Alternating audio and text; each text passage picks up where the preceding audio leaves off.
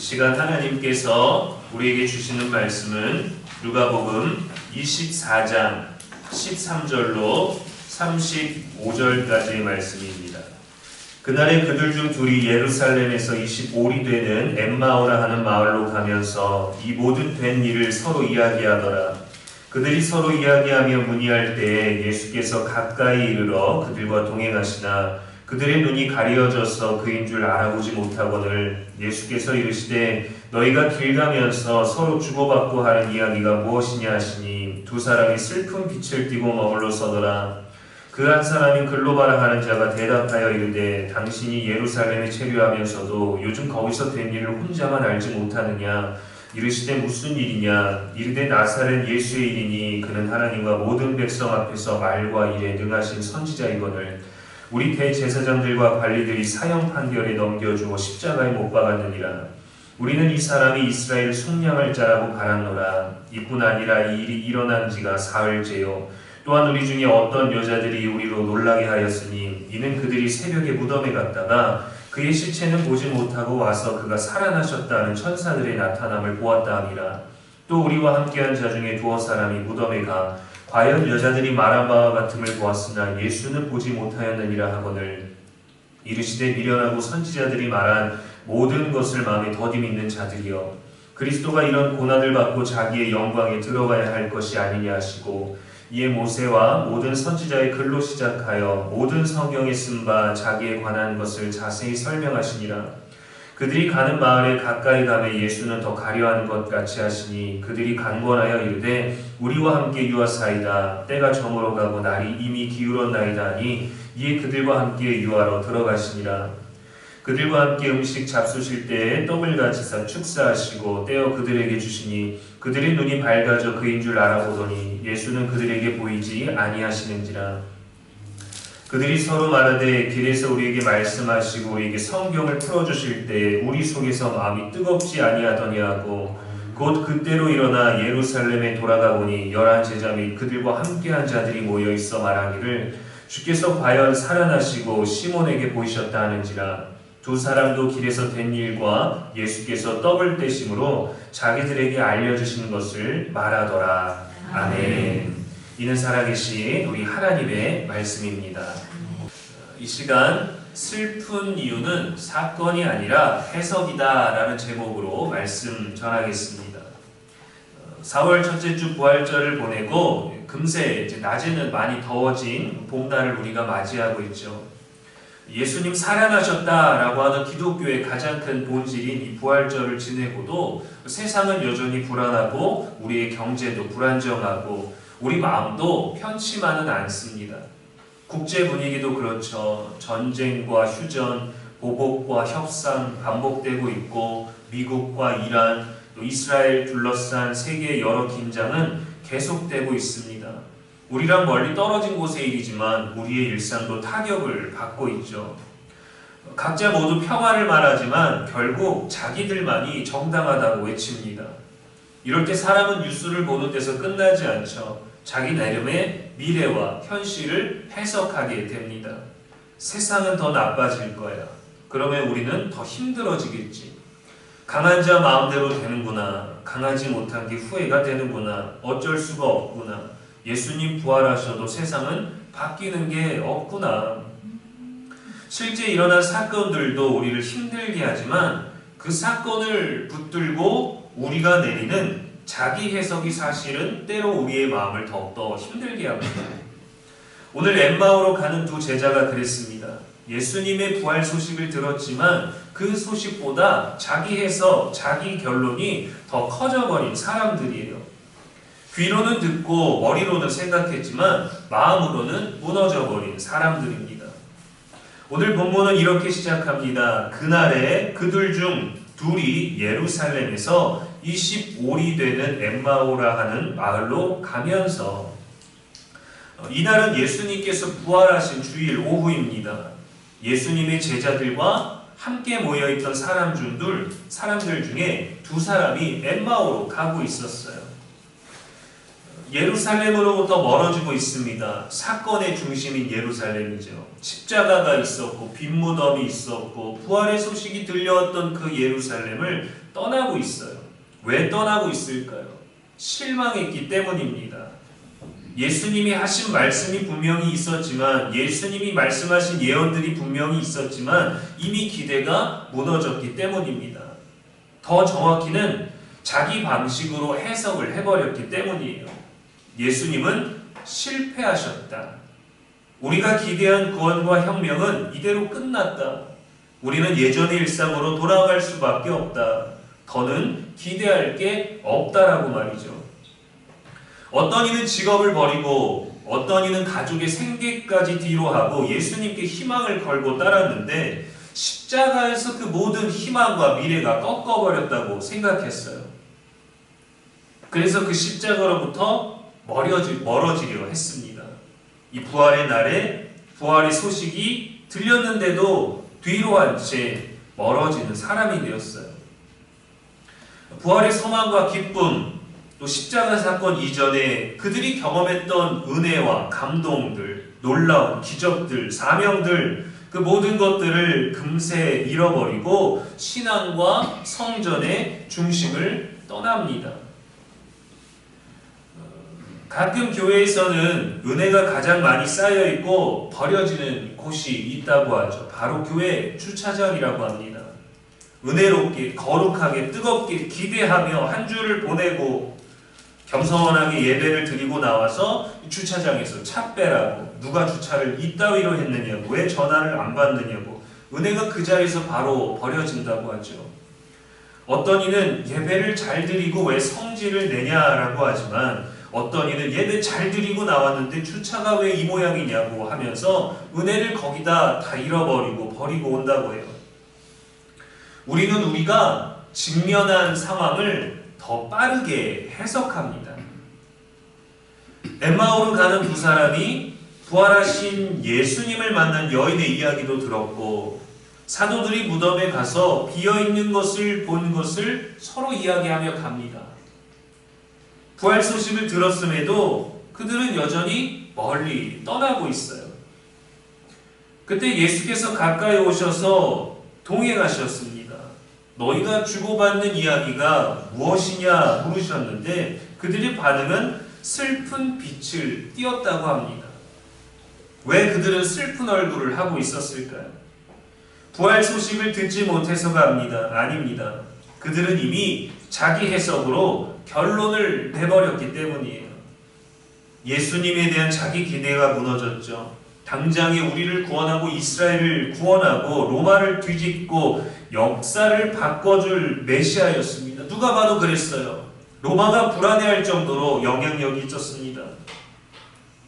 그래서 더 열심히 따랐어요. 더 헌신했어요. 더 순종했어요. 그런데 어떻게 십자가에서 죄인으로 죽을 수가 있었을까? 메시아가 권력 앞에서 무너지는 것을 보았습니다. 세상의 질서를 극복하지 못하는 것을 경험했어요. 이렇게 되면 오히려 로마가 더 무섭고 얼마나 강한지를 증명하는 꼴이 되어버렸습니다. 아, 메시아도 로마는 이길 수가 없구나. 그래서 예수님이 실패했다는 자기 결론이 내려지니까 슬플 수밖에 없었던 거죠. 이것은 자기 해석으로 완성된 슬픔 때문이었습니다.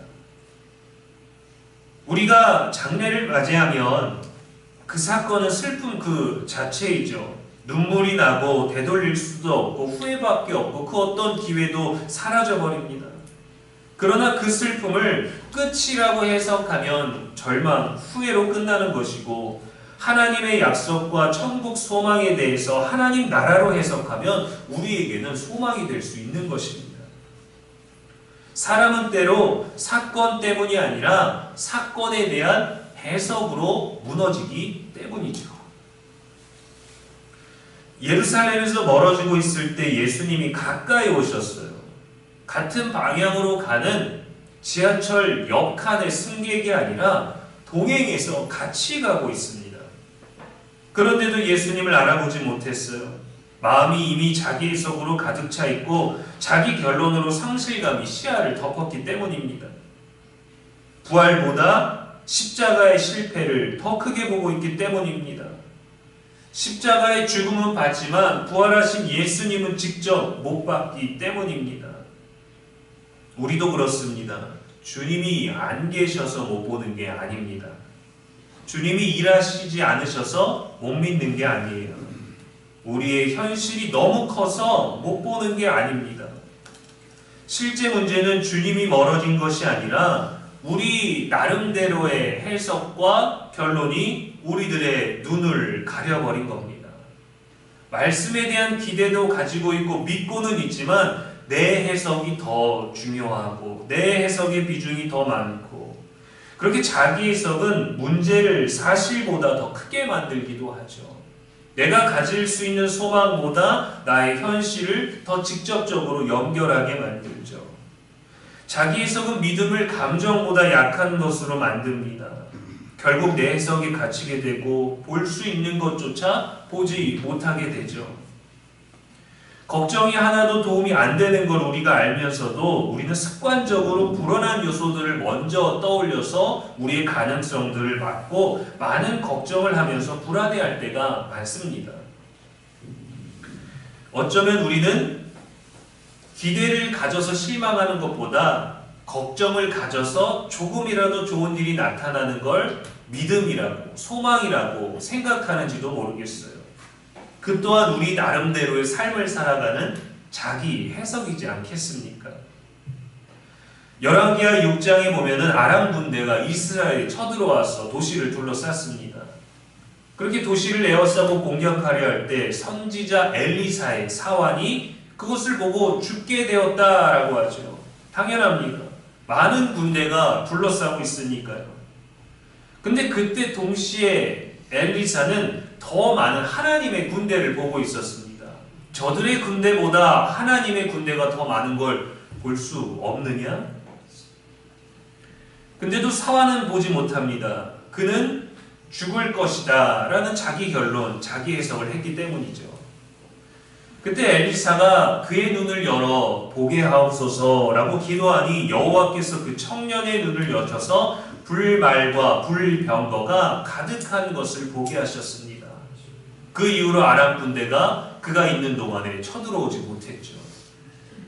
믿음은 내가 겪는 일이 아니라 하나님이 하실 일을 보는 거예요. 내가 맞이한 현실을 그대로 해석하는 게 아니라 하나님이 이런 중에도 어떤 일을 하실지 그분을 보는 겁니다. 작년 1월에 저희 둘째가 단원구청에서 어린이집 행사로 공연을 했어요.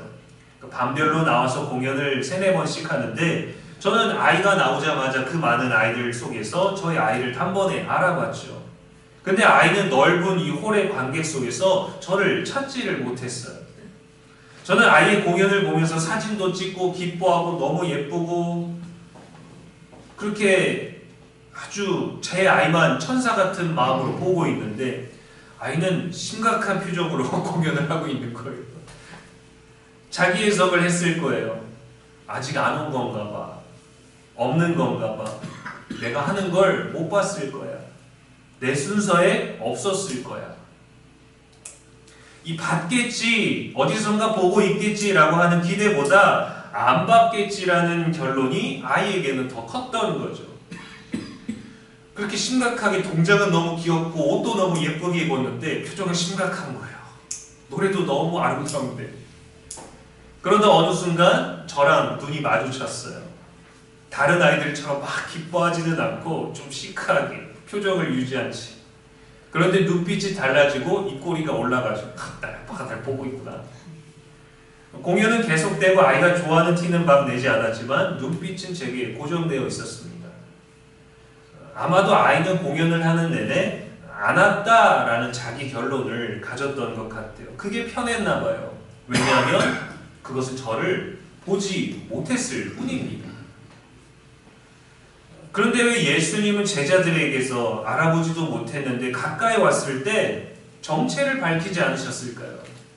나다 하지 않으시고 무슨 일이 있었는지 모르는 것처럼 묻고 듣고 설명하십니다. 왜 그러셨을까요? 자신을 드러내셔서 깜짝 놀랄 체험 하나로 그들을 바꾸려 하지 않으셨습니다. 남들은 모르고 나만 느낀 것 같은 그 강렬한 체험 하나로 그들의 전부를 바꾸려고 하지 않으셨어요. 그들이 갇혀있는 자기 해석을 말씀으로 바로잡으려고 하셨습니다. 분명히 십자가 사건 전에도 부활에 관하여 그 이후에 관하여 말씀을 많이 주셨는데 그 말씀을 기억하지 못하고 있었기 때문에 다시금 부활하신 주님이 나다라고 하지 않으시고 그분이 그 전에 전해주셨던 말씀을 주신 거예요. 그들의 실망을 무시하지 않으셨고 그들의 질문을 건너뛰지 않으셨고 그들의 왜곡된 해석을 말씀으로 바로잡아 주셨습니다. 그렇게 그들에게 성경을 풀어주십니다. 모세와 모든 선지자의 글들로 시작하여 자기에 관한 것을 자세히 설명하셨어요. 그게 나다라고는 하지 않으셨습니다. 그러나 가장 가까이 제자들 곁에 계셨다는 거죠. 우리도 그렇게 다루십니다. 우리의 고민과 우리가 겪는 고난을 빨리 없애주시기보다 고난 속에서 우리가 만들어 놓은 자기 해석을 말씀으로 바로잡아 주십니다. 똑같은 삶을 살아가지만 그 삶을 대하는 우리의 마음을 바꿔주시는 거예요. 그래서 그가 하신 일보다 그가 누구신지를 더 깊이 알게 하시는 거죠. 우리에게도 이 과정이 필요합니다. 실망의 과정, 아픔의 과정 필요해요. 우리가 겪는 슬픔, 상실, 혼란, 답답함을 내 기분으로 해석하지 말고 하나님의 말씀 안에서 해석받아야 돼요. 길에서 우리에게 말씀하시고 우리에게 성경을 풀어주실 때 우리 속에서 마음이 뜨겁지 아니하더냐 했어요. 이 뜨거움은 단순히 감정의 고조가 아닙니다. 내 안에 죽어있던 말씀에 대한 생명력과 말씀에 대한 해석이 살아나는 순간이에요.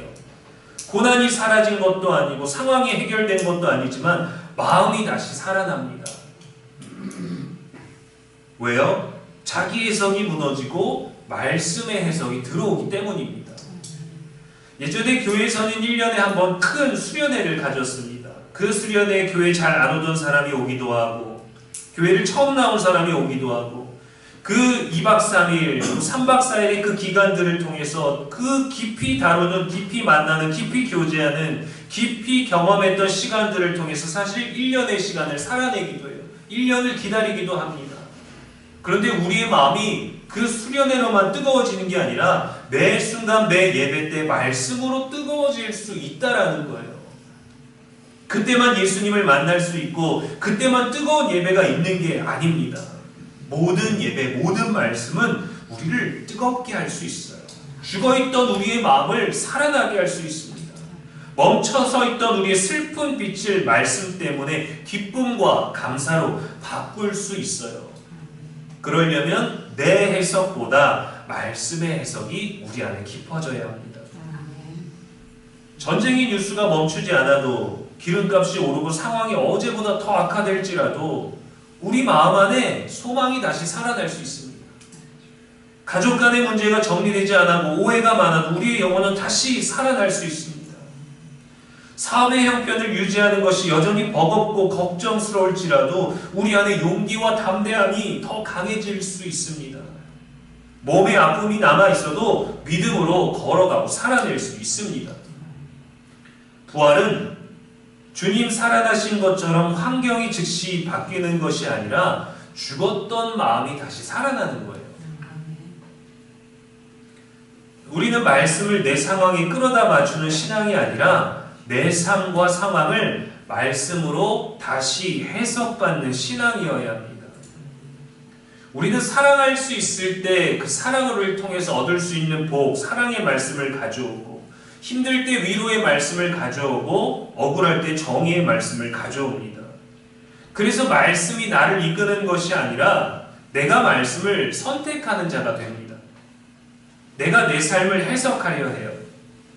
그러나 말씀은 우리가 왜 고난을 받는지 우리의 삶에 대해 설명해 주는 데서 끝나지 않고 우리의 삶을 해석하고 바르게 살아가게 하는 기준이 되는 거예요. 성경은 어떤 상황에서든지 예수님을 따르고 하나님을 사랑하고 이웃을 사랑하라는 진리를 말합니다. 그런데 우리는 어떤 땐 따를 수 있고 어떤 땐 사랑할 수 있고 어떤 땐 사랑할 수 없기 때문이죠. 우리가 약해서가 아니에요. 사랑할 수 없는 방향으로 우리가 해석을 하기 때문이에요.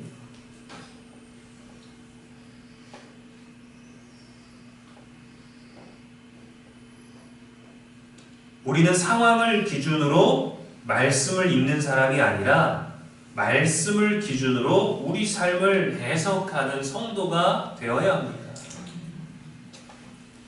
우리는 자연스럽게 우리의 상황과 감정에서 해석할 때가 많죠. 같은 상황도 우리의 해석에 따라서 우리의 태도나 방향성이 달라지는 거예요. 연인과 부부 사이에 연락이 늦으면 바쁜가 보다가 아니라 나를 덜 사랑하나 보다라고 해석하기도 합니다. 말투가 짧으면 피곤한가 보다가 아니라 나에게 마음이 식었구나 해석하기도 하죠. 기념일을 놓치면 깜빡했구나 라는 생각보다 나는 더 이상 중요하지 않구나 라고 해석합니다. 자기 마음에 갇혀 자기 결론에 이르게 되죠. 상대방에 대한 마음을 끊어내게 되는 그 명분을 스스로 만드는 거예요. 부모가 자녀에게 걱정돼서 그런다라고 잔소리를 하면 나를 통제하려 한다라고 해석하죠. 사랑의 관계도 해석이 바뀌면 상처가 되는 거예요. 준 적은 없는데 받은 상처만 있어요. 자기 해석 때문에 그러합니다. 일이 자꾸 꼬이고 안 풀리면 이 또한 과정이다 생각할 수도 있지만 하나님은 나를 버리셨나 보다, 돌보지 않으시나 보다, 외면하시나 보다 라고 해석하기도 합니다. 마음이 상하고 오해가 되는 건 사건이 아니라 해석하는 방식 때문입니다. 그래서 감사가 중요한 거죠. 모든 상황에 감사하는 자, 모든 상황에 하나님께 소망을 두는 방식은 절망조차도 가능성으로 바꾸지만 자기 해석 안에서 부정적인 방향으로 가고 내 해석으로 결론을 내려버리면 좋을 것도 좋지 못해요. 예수님이 말씀으로 해석을 바꿔주셔야 우리의 눈이 밝아질 수 있습니다. 엠마오로 가는 길 위에 놓여져 있는 우리의 일상을 어떻게 살아야 할까요? 첫째로 떠난 상태로 끝내면 안 됩니다. 슬픈 얼굴로 걸어도 괜찮습니다. 그런 날도 있어요. 두 제자도 슬펐고 무너졌고 실망했어요. 우리도 깨질 수 있고 우리도 무너질 수 있고 우리도 참지 못할 수 있고 우리도 화낼 수 있고 우리도 실망할 수 있습니다. 그러나 그 상태를 마지막이라고 결론 내리면 안 됩니다. 가능성의 소망을 나와 타인이 아닌 하나님께 두어야 합니다. 어찌하여 너는 내 속에서 불안해하는고 너는 하나님께 소망을 두라 했어요. 둘째로 내 해석이 아니라 말씀으로 해석해야 합니다. 말씀도 내가 해석하면 안 돼요. 주님이 우리들에게 주신 그대로 받아들여야 합니다. 내 감정과 상황으로 해석하면 길을 잃습니다. 그러나 말씀은 언제나 우리의 길과 빛이 됩니다. 신앙은 사건을 바꾸는 것이 아니라 사건을 해석하는 기준을 바꾸는 거예요. 내 삶을 바꾸려면 내 삶을 해석하는 기준을 바꿔야 합니다. 주의 말씀은 내 발의 등이요 내 길에 빛이니이다 했어요. 셋째로 부활은 다시 돌아가게 하는 능력이라는 그 사실을 붙들어야 합니다. 주님은 떠난 제자들을 그대로 가게 두시지 않으셨어요. 다시 찾아오셨어요. 그들이 오게 하지 않으셨어요. 그들에게 가셨어요. 베드로에게 처음 사명을 주실 때 사람을 낚는 어부가 되게 하리라 하셨고 부활하신 후에 베드로에게 찾아가셔서는 내 양을 먹이라 하셨습니다. 예수님은 사명을 바꾸신 게 아니에요. 너는 과거랑 다르니까 내 다른 걸 주겠다. 네가 할 수 있는 걸 주겠다가 아니라 무너진 마음을 회복시키셨습니다. 사람을 향한 그의 사명은 바꾸지 않으셨어요. 부활이 있기 때문에 우리는 다시 시작할 수 있고 그래서 예수님께로 돌아가야 합니다. 이사야 44장 22절에 너는 내게로 돌아오라. 내가 너를 구속하였음이니라 하셨어요. 사랑하는 여러분, 부활은 예수님이 살아나셨다라는 그 사실 하나를 믿는 데서 끝나지 않습니다. 부활은 우리가 슬픈 얼굴로 걷고 있을 때도 주님이 가까이서 동행하고 계심을 믿는 겁니다. 실망한 내게도 그분이 오셨다라는 걸 믿는 거예요. 부활은 이제 고난은 없다는 약속이 아니라 고난을 붙들고 자기 해석에 갇혀 살지 않게 하시는 하나님의 능력입니다. 부활은 나는 포기했어도 나를 포기하지 않으시는 주님의 그 말씀 안에서 다시 일어나게 하시고 다시 살아가게 하시는 생명의 역사입니다. 그러므로 슬픈 얼굴로만 그 자리에 멈춰서지 마십시오. 여러분이 어느 길을 가게 되든 어디로 올라가고 어디로 내려가든 주님은 반드시 우리에게 찾아오셔서 우리의 그 상황을 말씀으로 바로 잡아주십니다.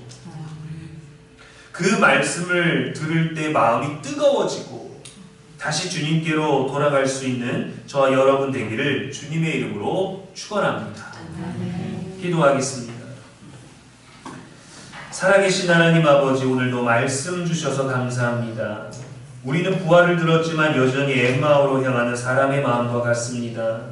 내 삶을, 내 상황을 나의 해석을 통해 나의 결론을 내렸습니다. 그러다 보니 예루살렘에서 멀어졌고 주님을 알아보지 못했습니다. 말씀을 들어도 마음이 무겁고 나와는 깊은 연관성이 없는 듯하고 기도해도 부활의 소망이 아닌 현실의 무게만 느껴질 때가 더 많습니다.